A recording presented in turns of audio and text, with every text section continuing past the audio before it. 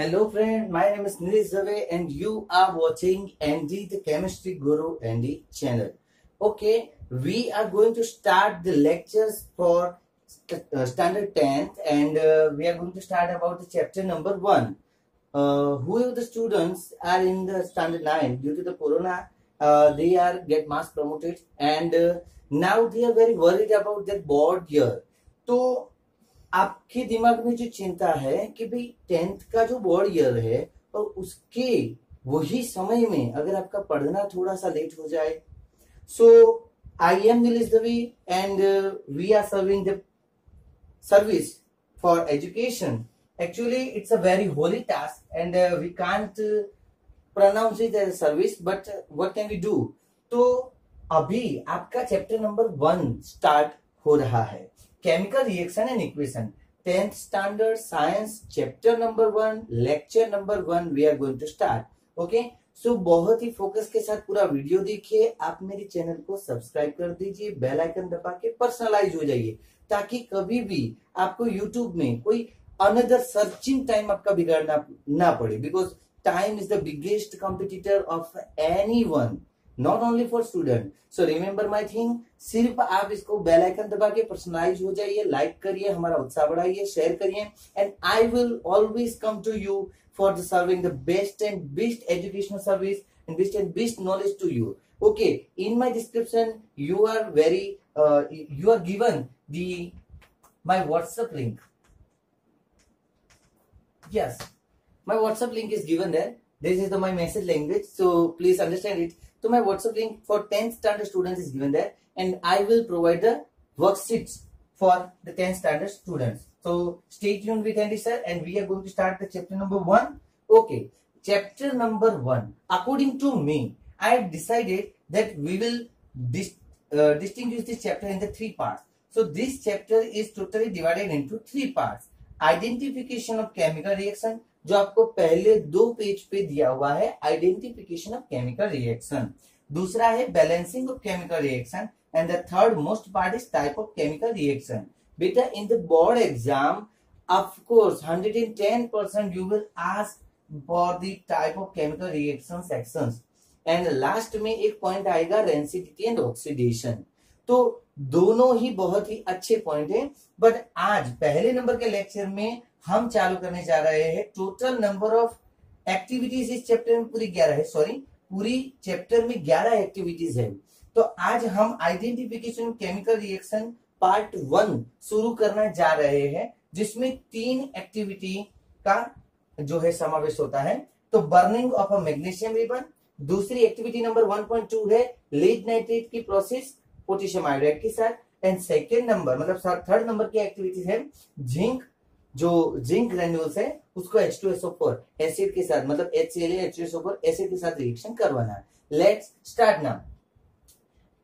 सबसे पहला point, what is chemical reaction and actually what is how can you determine that the happening reaction is a chemical reaction और a physical reaction. Now listen carefully बेटा, कि जब भी दुनिया में कोई भी चेंज होता है तो साइंस उस चेंज को क्लासिफाइड कर देता है, whether the change is may be physical और may be chemical. Just in just physical change हो तो उसमें कोई केमिकल कैरेक्टर चेंज नहीं होता है. Like physical change, all of you know,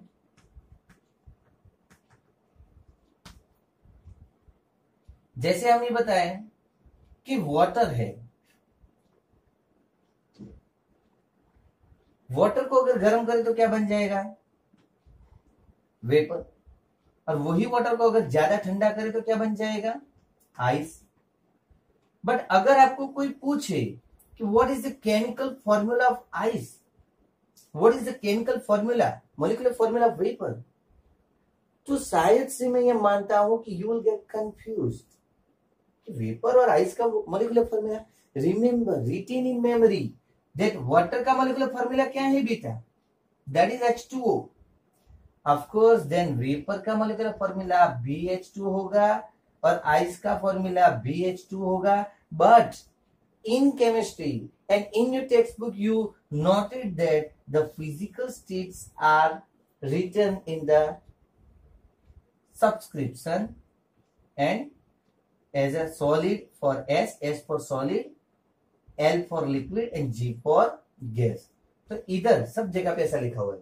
So actually whatever we do, and if we freeze the water and convert into ice, or if we boil the water and convert into vapor, but by all these means and by all these change, at last H2O remain H2O. So the chemical composition, percentage proportion, and in any means of composition of H2O doesn't change. So chemically H2O ही रहा है. Here सिर्फ ये phase ही change हुई है. So it's just an physical change. So any change is classified. Either it is a physical change or it is a chemical change. And change को हम science की language में बोलेंगे reaction. Science is the tool. Science is the tool to understand, to get the information about the nature. Okay? So इस tool में सबसे important part, because 10th standard में आपके 1 to 16 चैप्टर है, उसमें 1 to 5 चैप्टर्स जो है वो केमिस्ट्री के चैप्टर है बेटा. ज्यादातर पूरे इंडिया में फर्स्ट सेमेस्टर में 1 to 3 चैप्टर्स आते हैं और सेकंड सेमेस्टर में 2 to 5 चैप्टर्स आते हैं. तो सॉरी 4 and 5 चैप्टर्स आते हैं. तो इस तरह से पूरा सिनेरियो हमारे सामने है. हमने फिजिकल चेंज के बारे में समझा. अब हम केमिस्ट्री के 1 to 5 चैप्टर्स में पूरा जो भी चेंजेस पढ़ेंगे, जो भी रिएक्शन पढ़ेंगे, they all are include as a chemical reaction, chemical changes. Anything happen. So हम साइंस की लैंग्वेज में उसको 2 मीन्स में बांट सकते हैं. या तो वो जो हैपनिंग हुआ है, what is happening, that is may be physical change और may be chemical change. So let's start now. How can we understand about the chemical change? Do you observe any type of chemical change around you?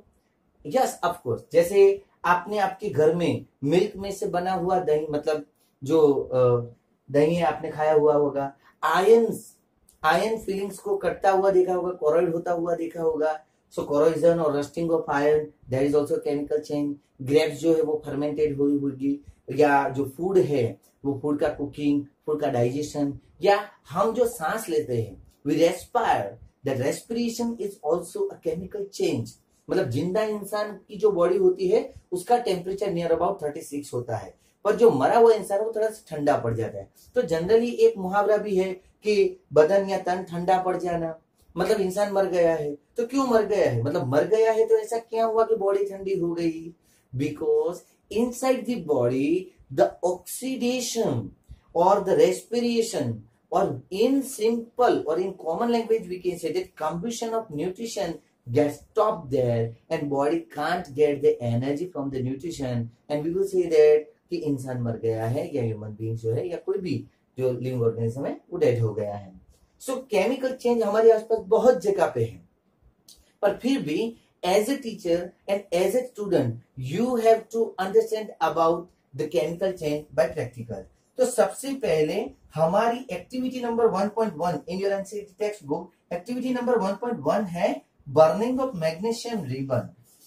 Okay, I wish that आप थोड़ी देर के लिए ये board को stair करें, आप इसको देखें कि हमने क्या लिखा है. Burning of magnesium ribbon and thinking about the process of burning of magnesium ribbon. Okay, back to pavilion. Burning of magnesium ribbon. You know that. At least मैं ऐसा मानता हूं कि though you are going to start your 10th standard and science पढ़ना है, बेटा सबसे पहली बात ये याद रखो कि आपका गोल सबसे पहले तय होना चाहिए. If you are wishing to take 11th 12th science stream, then remember बेटा science subject of 9th standard and 10th standard is the basic alphabet of science. Yes, of course, it's a basic alphabet of 11th 12th science. Physics के जितने भी chapter है बैठे बिठाए वही chapter 11th 12th में start हो गए. And I will always knock you मैं हर बार आपको टिक टिक नॉक करता जाऊंगा कि ये चैप्टर 11 साइंस में कहां पे आएगा, because my channel is not just providing the 10th science education, but my channel is providing the 11th 12th science Gujarati medium and English medium both. So whoever the student you are, but you must relate the knowledge for with futures and past too. तो 9th में क्या पढ़े थे 10th के साथ कैसे है, और 10th में क्या पढ़े जो 11th 12th में आने वाला है. So stay tuned with Andy sir and we are going to start the burning of magnesium ribbon. Remember बेटा, हम अगर 9th पढ़ के आए हैं तो एटलीस्ट 1 to 20 एलिमेंट हमें आने चाहिए, एटलीस्ट 1 to 20 एलिमेंट हमें आने चाहिए. 1 to 20 element hydrogen, helium, lithium, beryllium, boron, carbon, nitrogen, oxygen, fluorine, neon, sodium, magnesium, aluminium, silicon, phosphorus, sulphur, chlorine, nitrogen, potassium, calcium. तो एक ही सांस में 1 to 20 एलिमेंट, मतलब कोई नींद में से भी उठा के पूछे कि बोलो 17 नंबर का एलिमेंट कौन सा है, तो क्लोरीन. 9 नंबर का एलिमेंट तो फ्लोरीन आना चाहिए बेटा, ऑन द टिप. अच्छा ये कैसे याद रहेगा, इसकी कोई ट्रिक होगी? ऑफ कोर्स, मैं 10th नर्चर कोर्स करके एक प्लेलिस्ट में आपको 10th साइंस से जुड़ी हुई सभी ट्रिक्स का वीडियो अपलोड करता रहूंगा. For the master shot knowledge you have to go the playlist and take this trick. Okay, but अभी मैं आपको एक वर्क देता हूं कि आपको 1 to 20 एलिमेंट 9th की बुक में से प्रिपेयर कर लेने हैं. याद रखिए बेटा, बर्निंग ऑफ मैग्नीशियम रिबन. तो 1 to 20 एलिमेंट में हम मैग्नीशियम का एनालिसिस करें तो वो 12वें नंबर का एलिमेंट है. तो मतलब आपको उसकी इलेक्ट्रॉनिक कंफिगरेशन सिंपल 282 दिमाग में आनी चाहिए. आउटर मोस्ट शेल में 2 इलेक्ट्रॉन है. तो याद रखो बेटा कि हमारा जैसे नेचर स्टेबिलिटी का होता है वैसे ही कोई भी एलिमेंट का भी नेचर स्टेबिलिटी का होता है. उसको आउटर मोस्ट शेल में ऑक्टेट कंप्लीट करने का टारगेट होता है. तो 2 इलेक्ट्रॉन है, ऑक्टेट कंप्लीट करना है तो 6 इलेक्ट्रॉन कोई उसको देगा नहीं. इसलिए मैग्नीशियम का नेचर होगा इलेक्ट्रॉन को लूज करना. तो losing of electron that is metallic character. Magnesium is the metal and metal will lose the electron. तो मैग्नीशियम जो है वो इलेक्ट्रॉन लूज करेगा.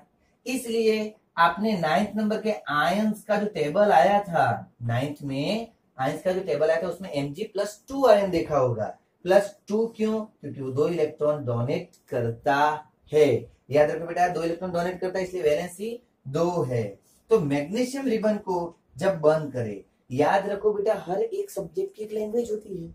जैसे मैं बोलूं कि ये पेन है तो इसका मतलब इंग्लिश में मैं बोलूंगा कि दिस इज अ पेन, तो हर एक वर्ड का एक इंग्लिश मीनिंग हुआ. इसी तरह अगर हमने बोला एक बर्निंग ऑफ मैग्नीशियम रिबन तो इसकी केमिकल लैंग्वेज क्या होगी? मैग्नीशियम रिबन का बर्निंग. अच्छा, किसी भी चीज को कंब्यूस्ट करना, बर्न करना, ऑक्सीडाइज करना ऐसा बोला हो तो इसका मतलब ये हुआ कि उसकी केमिकल रिएक्शन हमें करनी है O2 के साथ. अब मैग्नीशियम सॉलिड है, O2 गैस है, इन दोनों का रिएक्शन बर्निंग किया, कंब्यूस्ट किया. तो आप बोले सर क्या हम खाना पकाते हैं तो वो भी एक तरह से oxidation? Of course it's an oxidation. So science is the subject of observation. मेरी बात एक याद रखना, रिपीट करो, science is the subject of observation. Your mother don't know about the science but even then he can predict कि 5 सीटी बज जाए तो खिचड़ी तैयार है, बंद कर देना gas. It is science, but it's a kitchen science and our mom is a kitchen scientist.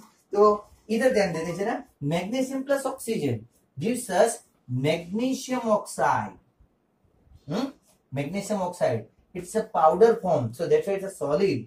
और इधर एक बात जरा आप ध्यान दो कि 1 mg है, 1 mg है, 2 ऑक्सीजन है, एक ही ऑक्सीजन है.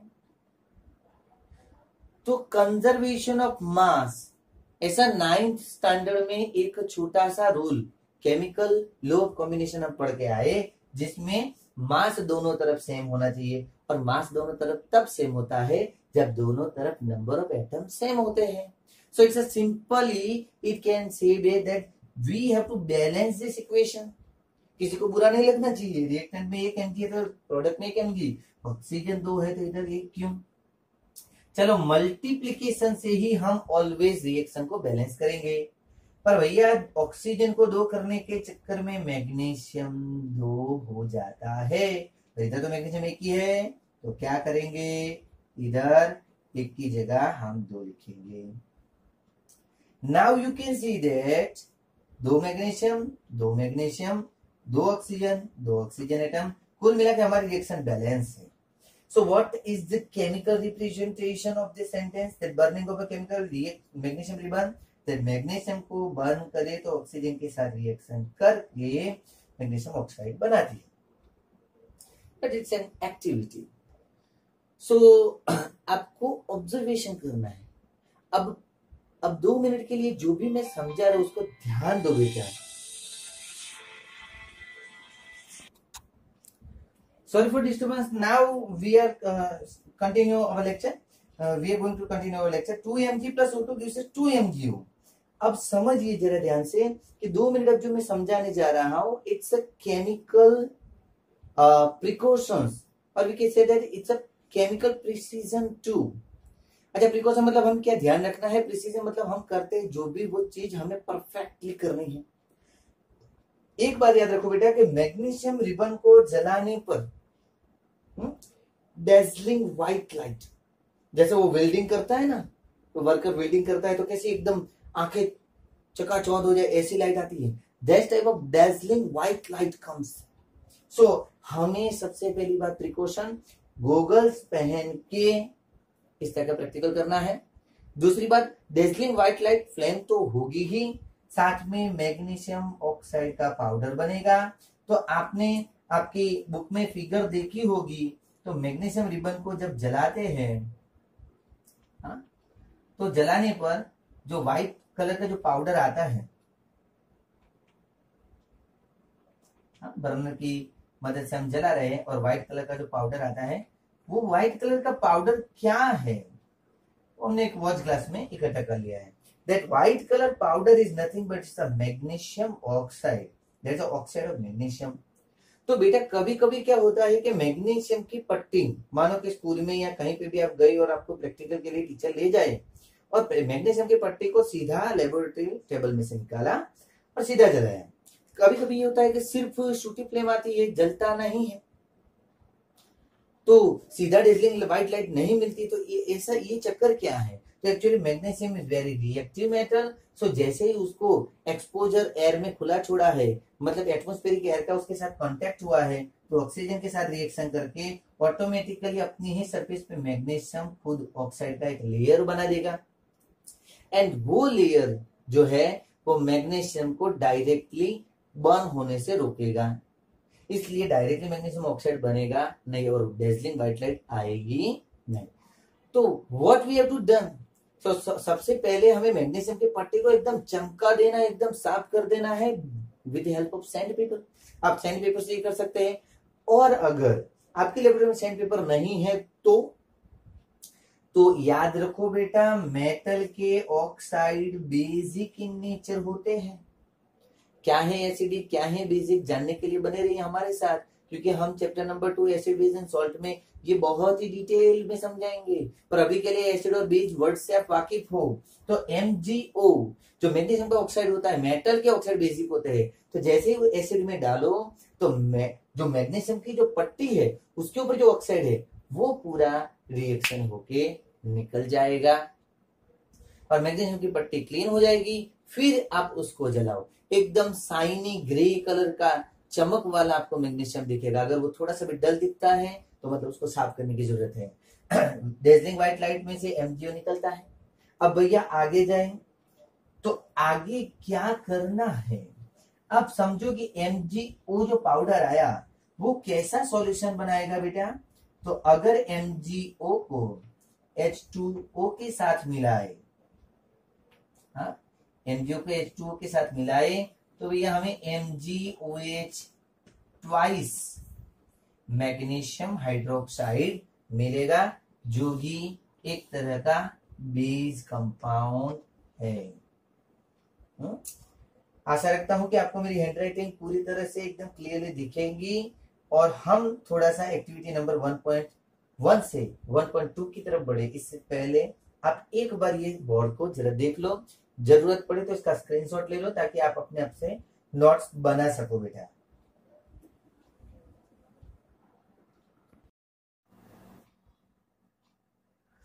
Okay, now we are going towards the activity number 1.2, PbNO3 twice. आपकी एक्टिविटी नंबर 1.2 1.3 के पास में टेबल में छोटी सी दी हुई है, पर बेटा वहां पे मेरी तरफ से आप IMP इंपोर्टेंट फ्रॉम ND ऐसा लिख दो। आई एम गारंटीड बेटा कहीं ना कहीं पे आपके स्कूल टेस्ट में, आपके पीरियोडिक टेस्ट में, हर जगह पे ये केमिकल रिएक्शन आपके सामने आने वाली है बेटा। याद रखियो, लेड नाइट्रेट।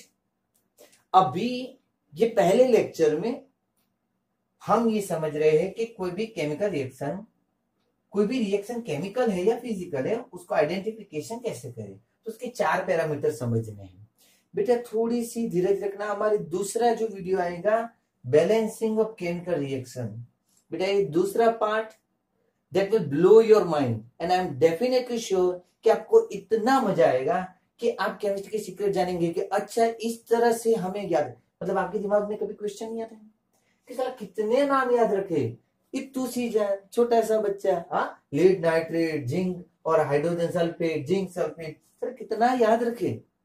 हाँ मगज के मशीन पता ही नहीं चल रहा है। Don't worry, Andy sir is here, no fear.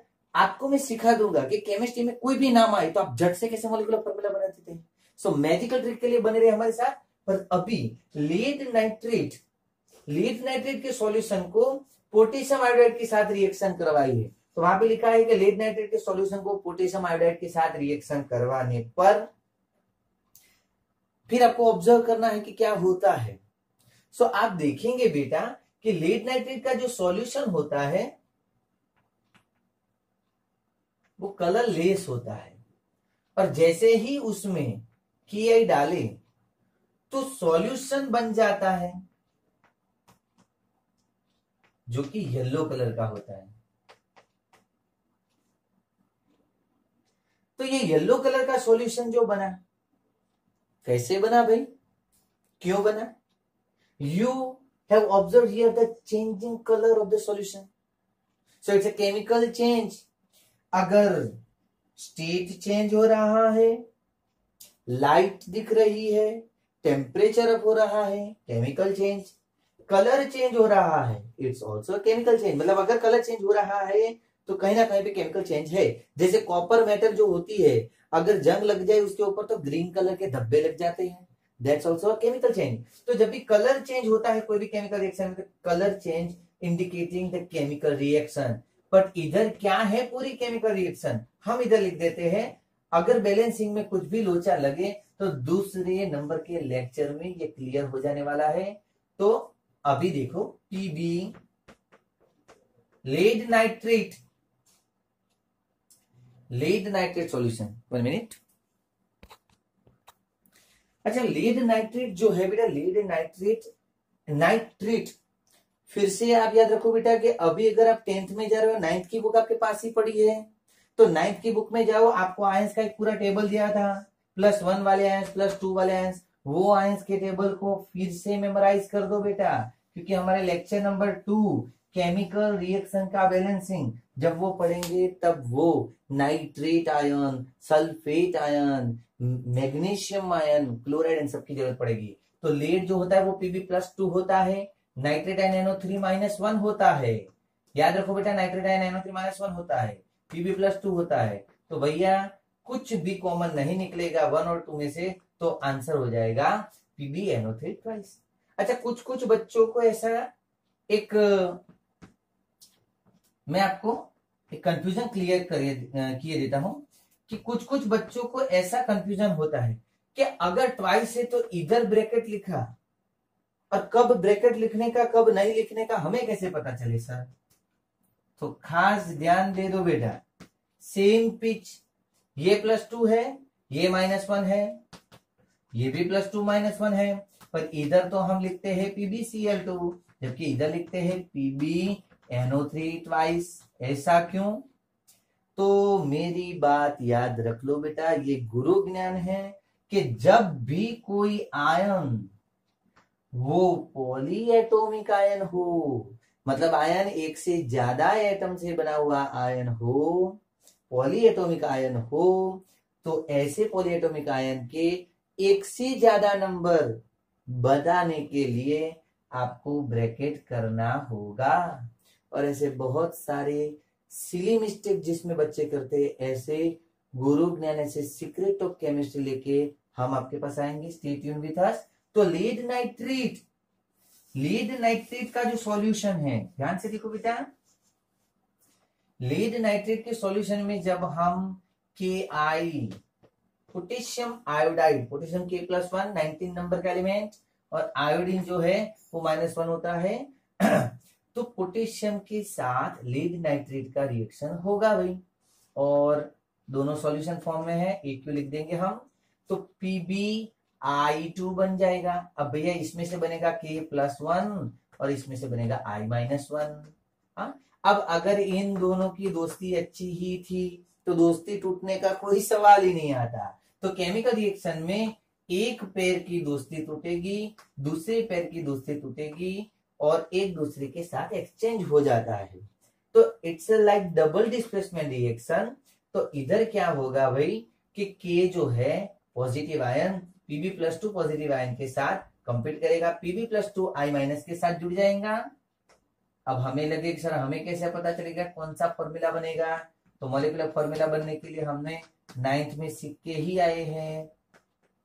तो बन जाएगा PbI2 और प्लस बनेगा क्या KNO3, क्योंकि K+1 है, NO3-। इधर देखो NO3 वन टाइम आया है इसलिए हमने ब्रैकेट नहीं किया है। यहां पे बहुत ही ध्यान रखने वाली बात मैं आपको बताने जा रहा हूं। PbI2 सॉलिड फॉर्मेट में होगा, KNO3 as a salt aqueous format में है। याद रखो बेटा ये सॉलिड फॉर्म येलो कलर का होता है, इसीलिए हमें येलो कलर का सॉल्यूशन में कलर चेंज देखने को मिलता है, and that yellow colour is due to lead iodine. तो आपको कहीं पे भी बोर्ड के एग्जाम में ऐसा पूछे कि लीड आयोडेट सॉल्यूशन को पोटेशियम आयोडाइड के साथ रिएक्शन करवाने पर कलर चेंज होता है तो क्यों होता है, what is that amount, what is that compound, तो आपको लिखना है लीड आयोडेट।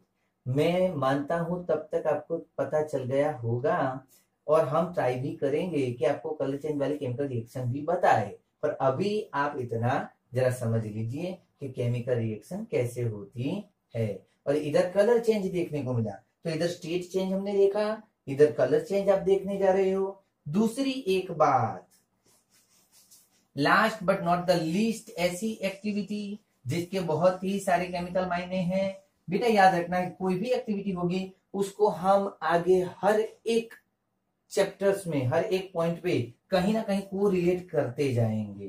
तो retain in memory all this information. अगर कोई मेटल है तो याद रखो बेटा मेटल जो है वो रिएक्टिव होती है और हाइड्रोजन गैस के कंपैरिजन में ज्यादा पावरफुल होती है।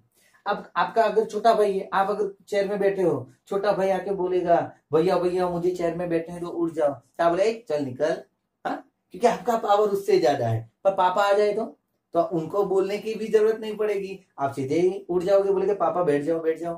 क्यों? बिकॉज पावर चेन है ये, बड़ी मछली छोटी मछली को खाती है। इसी तरह मोर रिएक्टिव मेटल जो होती है वो लीज रिएक्टिव मेटल को ऑलवेज निकाल देती है, डिस्प्लेस कर देती है। लाइक जैसे मैं बोलूं कि SO पर सल्फेट आयन के साथ इधर हाइड्रोजन है तो zinc is more reactive than hydrogen, that's why zinc will displace hydrogen from sulfuric acid, from sulfuric acid, and what happen बेटा, तो याद रखो इधर हो जाता है ZnSO4 aqueous plus H2 gas release हो जाता है। तो छोटे छोटे बुलबुले आपको देखने को मिलेगी, because hydrogen is water undissolved formula. तो हाइड्रोजन गैस जो है वो बुलबुले के तौर पे बाहर आएगा, और वो जो बाहर आ रहा है वो हाइड्रोजन गैस है। ऐसा भी कंफर्म हम कर सकते हैं, अगर जलती हुई मोमबत्ती को कॉनिकल फ्लास्क के साथ पास ले जाए तो वहां से निकलने वाली जो फ्लेम है वो और ज्यादा बढ़ जाएगी, because hydrogen is a combustible gas. Is that clear बेटा?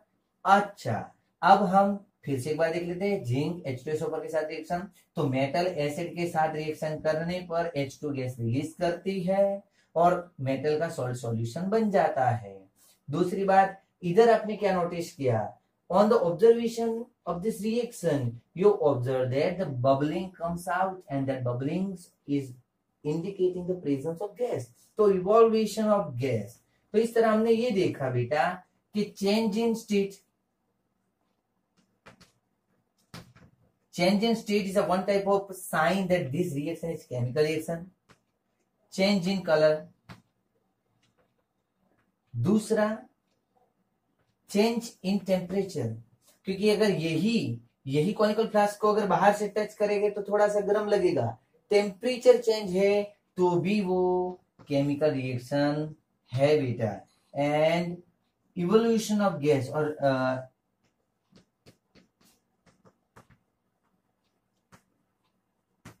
इवोल्यूशन ऑफ गैस,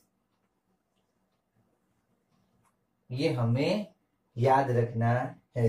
बराबर. तो हम इसकी ट्रिक्स याद रखेंगे कि केमिकल चेंज में जीएसटी का कलर लगता है. याद रखो बेटा, केमिकल चेंज में जीएसटी का कलर लगता है, मतलब गैस इवॉल्व होता है, स्टेट चेंज होता है, टेम्परेचर चेंज होता है, कलर चेंज होता है. तो जीएसटी का कलर, केमिकल चेंज में जीएसटी का कलर, इतनी ट्रिक्स पर से आपको इतना साइन मिल जाएगा कि कोई भी रिएक्शन को केमिकल रिएक्शन किस किस ऑब्जर्वेशन के आधार पर बोला जाते हैं. तो I am very dam confident about कि जो भी मैंने आपको समझाया है आपको बहुत ही अच्छी तरह से समझ में आया होगा. But even then if you feel any type of difficulty, तो 10th स्टैंडर्ड के लिए हमने प्राइम 100 स्टूडेंट का एक व्हाट्सएप ग्रुप लिंक हमने रखा है. 100 स्टूडेंट तक हम उस ग्रुप में एंट्री देंगे, बाद में एंट्री बंद कर देंगे. वहां पर मैं आपको दूंगा ई मटेरियल, आपकी ई शीट्स, और उस वर्कशीट में आपको कुछ भी डिफिकल्टी तो पर्सनली आपका वो सॉल्यूशन देने की जिम्मेदारी मेरी है. हाँ दोस्तों, कोई भी यूट्यूबर चाहे फ्री में पढ़ाता है पर फ्री में डिफिकल्टी सॉल्व नहीं करके देता है, and we will provide that service. तो याद रखो बेटा, बोर्ड का थोड़ा सा स्टडी कर लो, उसका एक स्क्रीनशॉट ले लो, एंड बने रहिए ND the chemistry Guru ND channel के साथ. विद्यादान श्रेष्ठ दान. अभी लॉकडाउन का टाइम है तो आप इसको जितना हो सके उतना फैलाइए, आपके फ्रेंड सर्कल में फैलाइए, लाइक करके हमारा उत्साह बढ़ाइए, सब्सक्राइब कर दीजिए, बेल आइकन दबा के हर एक वीडियो का नोटिफिकेशन पाते रहिए और पढ़ते रहिए, क्योंकि पढ़ेगा इंडिया तभी तो बढ़ेगा India. Okay, stay safe, stay at home.